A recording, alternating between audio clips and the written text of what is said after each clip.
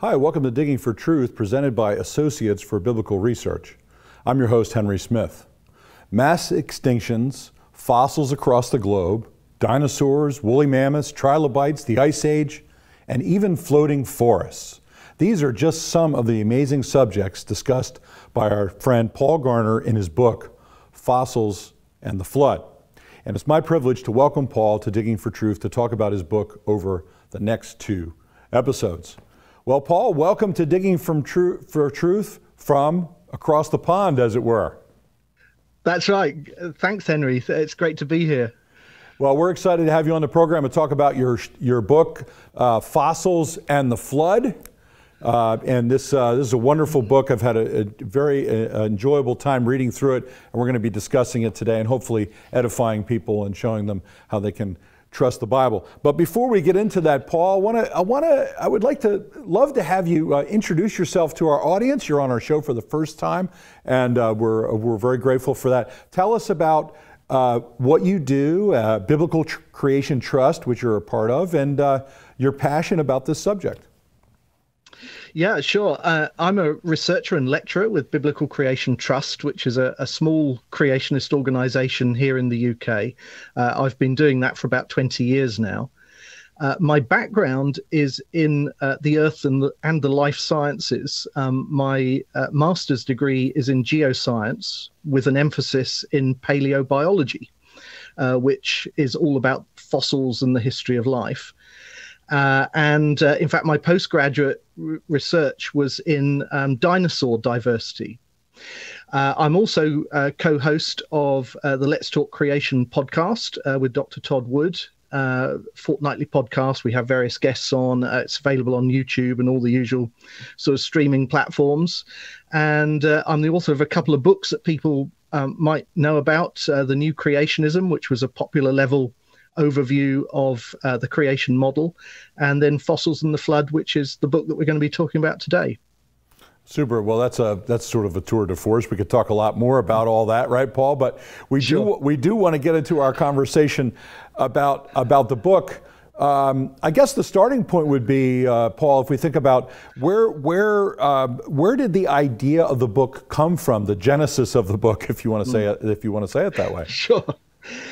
Well, when I was a boy, I loved books about prehistoric animals. I just love those, the kind of books I mean, those fantastic books with dioramas showing ancient environments populated by dinosaurs and all of these other long extinct animals. In fact, this book that I've got right here, you can see that it was very well loved because it's got a very ragged cover. It was Prehistoric Animals, The Extraordinary Story of Life Before Man. And, I loved these books. That was the actual copy I had, when I was about 5 or 6 years old. And these books really just set my imagination alight. And it was books like that that really got me interested in fossils and geology. But of course, you can probably tell from the title that these books were written from an evolutionary perspective. And later in life, as a creationist, I began to think, where are the books that are like this, but which tell the story of the history of life from a biblical creationist perspective? And so that's really what I wanted to do with Fossils and the Flood, to offer a kind of robustly creationist alternative to the kinds of evolutionary books that really inspired me to get into geology and fossils when I was a boy. Yeah, hearing that and seeing your book reminded me, my grandmother was a school teacher, and I remember when I was a boy, I would stay at her house sometimes in the summer. She'd put us to work, by the way. We didn't get to play on video games and stuff. But one of the things, she was a school teacher, so there was books like that. And they were, I think a lot of people that are now our age, when we grew up, we were fascinated by that kind of thing. But we're obviously approaching this from a different paradigm perspective, a different worldview perspective. The animals obviously existed, but the timing and the events are different. So obviously you wanted to tackle that issue, but even you mentioned to me the idea about thinking about like species, for example, of arc pictures that we typically have. Tell us a little bit about that. I found that interesting. Sure. Yeah, sure. So there are already books available, that kind of give a Christian perspective on creation and the flood. But one of the things that concern me is, even though they were often beautifully produced, is that they didn't always get the details right. So you'd have the story of the flood told as this kind of cute children's story, the kind of thing with the boat tub ark, the bathtub ark, and the giraffe with his head stuck out the top, and the elephant stuck in the door, and all that kind of stuff. So the size and the likely shape of the ark would all be wrong, or all of the animals on the ark would be portrayed as modern animals, modern species like lions and tigers and things like that, rather than the ancestral animal that was probably represented on the ark that then gave rise to all of those modern varieties and species.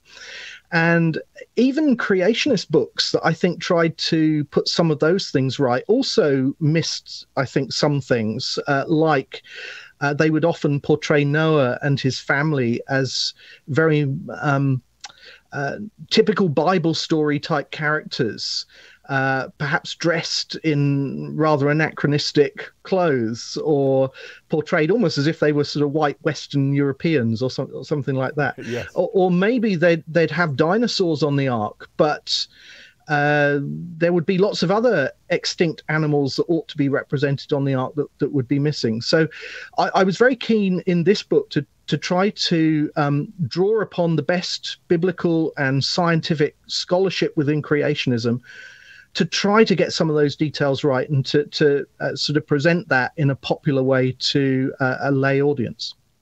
Yeah, that's excellent. We got about a minute left in this segment. I'd like to finish this segment and then continue. Tell us about the illustrations. There are literally hundreds of them. I mean, I just thought about the hours it would have taken to do that. And tell us a little bit about your illustrator, Jean. Yes, well, sadly, sadly for us, Jean went to be with the Lord earlier this year. She was a remarkable lady. I first met her at my church. I was giving a talk about dinosaurs, and she came up to me afterwards, said, "Look, would you come and look at some paintings I've done based on the stories in the book of Genesis?" So my wife and I went round to visit her at her home. Soon as she brought out all of these wonderful watercolor paintings, I was just so struck by how good they were.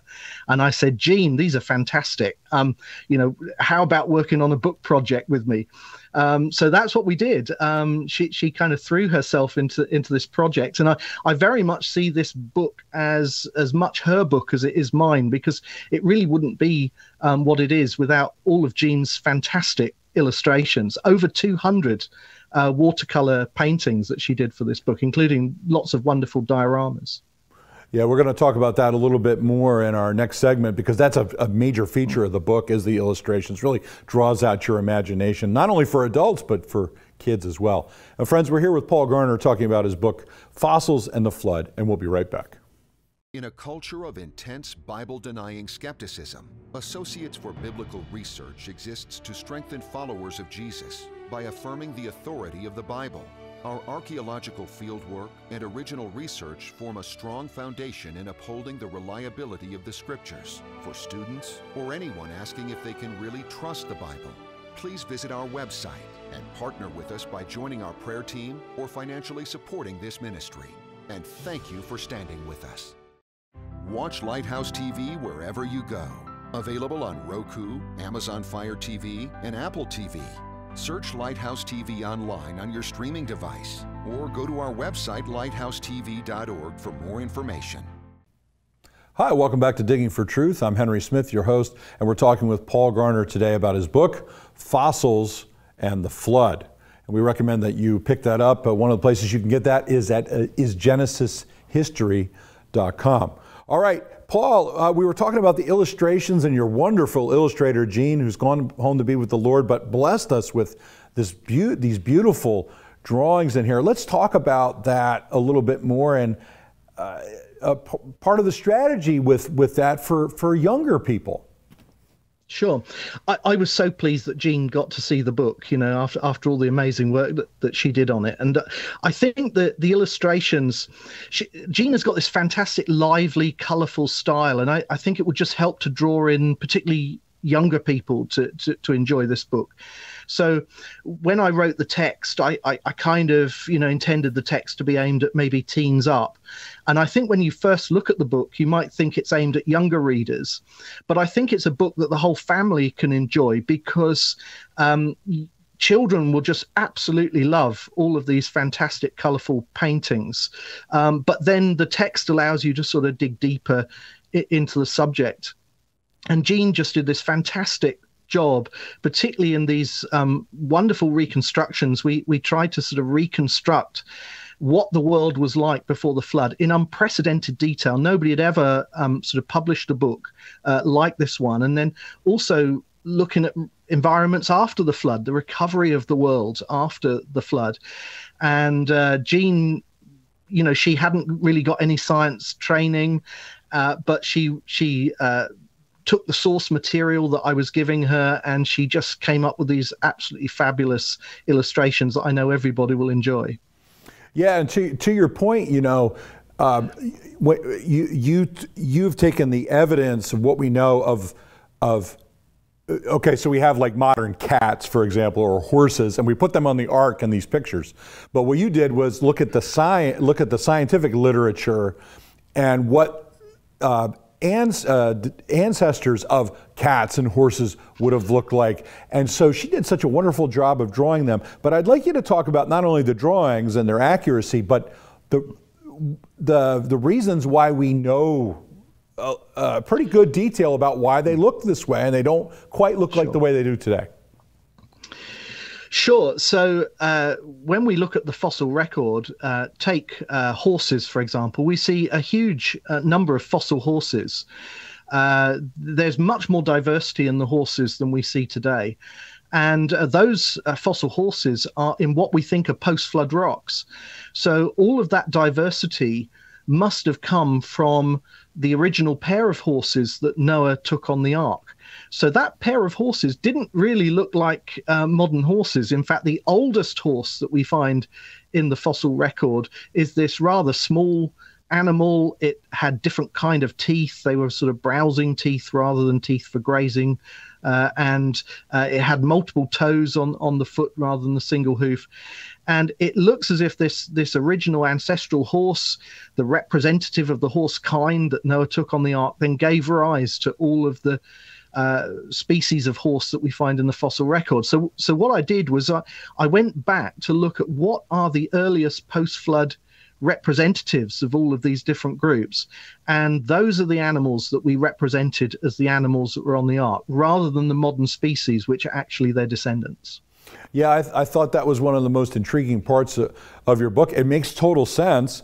You're basing it on the evidence that's been uncovered through paleontology, that's been dug up in fossil record and all that kind of thing. And I really appreciated that. Although I have to say, when I looked at the creatures, I'm like, these look so unfamiliar. So that was an adjustment that folks will have to make. But I love that. Hey, we want to get at what did this really look like. Maybe comment on that a little bit more, Paul. Yeah, sure. And actually, your reaction is exactly the reaction that Jean had when I was first sort of giving her the source material, because, she would sometimes push back and say, why are we illustrating it this way? And I would try and explain, here's what the scientific studies are telling us.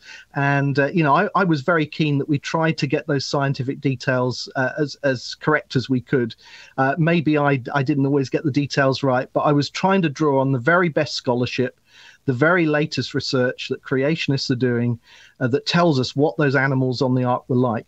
And I think in many ways, what I've done in the book is in line with, for example, what's been done at the Ark Encounter in Kentucky, where, again, if you look around the displays, you'll see that the animals that are included as representatives of the kinds on the ark often look very unfamiliar. They're not the modern animals that typically you see in children's storybooks. Yeah, that's very good. And I appreciated that. We were at the Ark Encounter about 6 years ago, me and my family, and that was part of it too. But a little faded memory, so your book kind of drew that back out. Now, so we want to encourage folks. Oh, and by the way, you mentioned the most recent science literature. The book is not bogged down with footnotes, but you make that information available online, and folks can see that in the book. So it's backed up by solid research. Okay, Paul, let's talk about themes in the book. Now, obviously a theme is fossils, because that's in the title, and that you really focus on that in chapter 5. We got about a minute and a half. Let's introduce that, and then we'll go into our next segment with it. Sure. So fossils are basically the remains or traces of once living organisms. In most cases, they were buried in sediments, sedimentary rocks that were deposited by water. So things like mudstones, sandstones, siltstones. And most fossils represent the hard parts of organisms. They're the easiest parts to preserve. So things like shell or bone, we call those body fossils.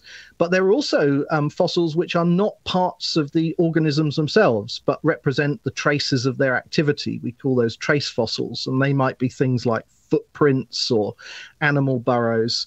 And so I was sort of basically drawing on the information that we can get from the fossil record as we know it, in order to then reconstruct the history of life within that biblical framework of creation, fall, flood, Babel, and so on. Yeah, very good. So in the book, you go through, you show a lot of material with the fossils. And again, we're going to talk about this in our next segment. If you could quickly talk about conditions for fossilization. Sure. Most dead creatures today, of course, don't end up being fossilized. They get eaten, they get scavenged, they rot, and they decay. So you need very exceptional circumstances in most cases for fossils to be preserved. And there are a range of things that make it more likely that you're going to end up in the fossil record. Having hard parts, as we already mentioned, being buried in an environment that has low oxygen levels, that helps to slow down decay. But by far the most important factor is rapid burial. If an organism is buried rapidly, that prevents it from being eaten, from being scavenged, and it kind of assists in the whole preservation process. And of course, the flood, the worldwide flood in the days of Noah, would have provided exceptional circumstances where rapid burial would be able to preserve large numbers of fossils. Excellent, excellent. Well, we're going to pick up on that thought in our next segment, and we'll be right back, folks. ABR is excited to announce the publication of Volume 2 from our excavations at Khirbet el-Maqadir. The volume details archaeological remains from about 350 BC to the 8th century. This includes a New Testament village that may have been visited by Jesus. Over 400 pages of analysis, photos, and maps. You can pick up a copy today by visiting BibleArchaeology.org. Digging for Truth is produced and recorded in the studios of Lighthouse TV, positively different television.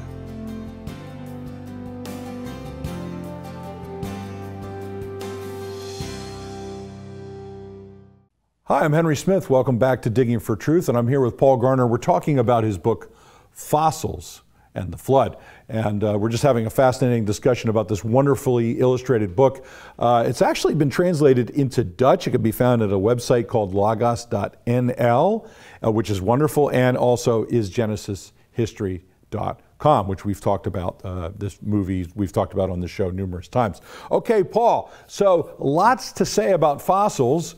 I just love the fossil discussion. I remember as a kid I had a fish fossil that my grandmother gave me.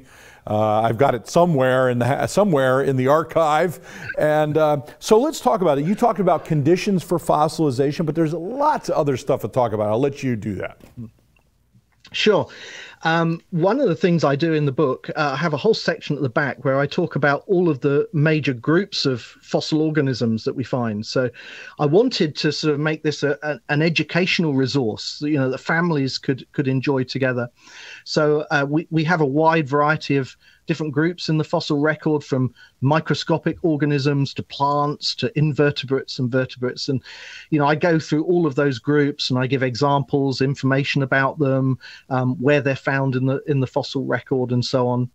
I also kind of set the fossils in context. So we talk about the fossil record itself, the sedimentary rock layers that contain those fossils are found in a predictable order all around the world. We call that the geological column. It's a kind of an idealized cross-section, if you like, of the sedimentary rocks in the earth. It's what you would see if all of the rock layers were complete in sequence, in one place. And it has many different divisions and subdivisions, and we find different kinds of fossils in different parts of the geological column. So if you think about dinosaurs, for example, they are found in Upper Triassic to Cretaceous rock layers and not in other parts of the geological column. And trilobites, these segmented marine arthropods, we only find those in the Cambrian to Permian sedimentary layers.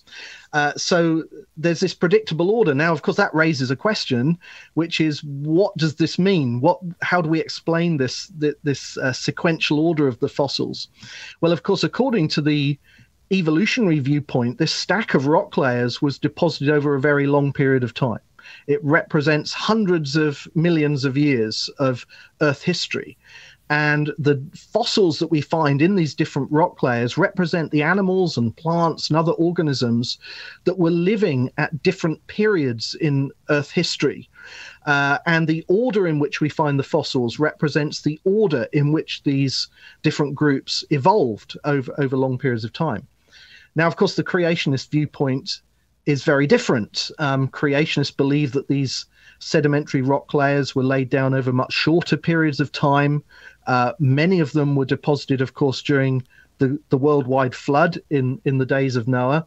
And so the fossil animals and plants preserved in these rock layers represent the organisms that were buried sequentially during the worldwide flood. And then the uppermost part of the column probably represents the time when the earth was recovering after the flood, and the animals were sort of spreading out from the landing site of the ark and repopulating the earth. So we have these two very different models for understanding what this rock sequence and the fossil sequence means, and all of that is also explained in the book.